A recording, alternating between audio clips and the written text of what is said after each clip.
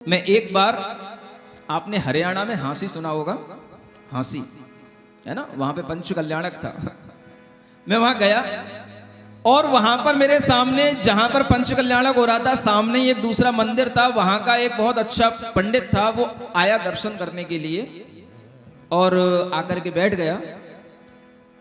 थोड़ी सी बातचीत हुई, चर्चा हुई, तो पूछने लगा, आपके बारे में बहुत सुना था, यहाँ पर आपके लिए बहुत इंतजार हो रहा था, बड़े महाराज आने वाले हैं, बड़े साधु आने वाले हैं, तो आप जो भोजन करते हैं, वो जो दूसरे साधु भोजन करते हैं, उनसे आपका भोजन तो बड़ा विशिष्ट होता होगा। आप बड़े महाराज हैं।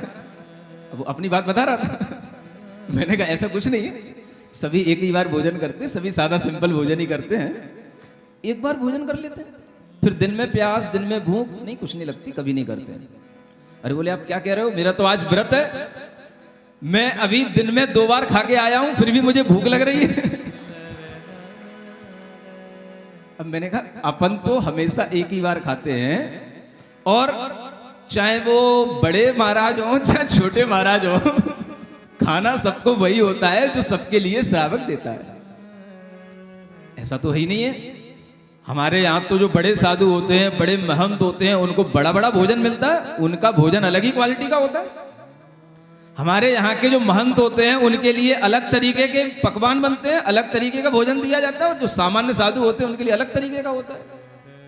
हमने कहा ऐसा कुछ नहीं होता है, अपने यहाँ तो और बड़ा वो कहलाता है जो और कम करे और ज्यादा त्याग करे। तो वो पता है क्या बोलता है, बोले महाराज मैं यहां पर एक आश्रम बनवाना चाह रहा हूं अपना, आपने कितने आश्रम बनवा लिए? मैंने कहा मेरा कोई आश्रम नहीं, मेरा कोई ठिकाना नहीं है। बोले आप क्या बात कर रहे हो, आपका कोई आश्रम नहीं है?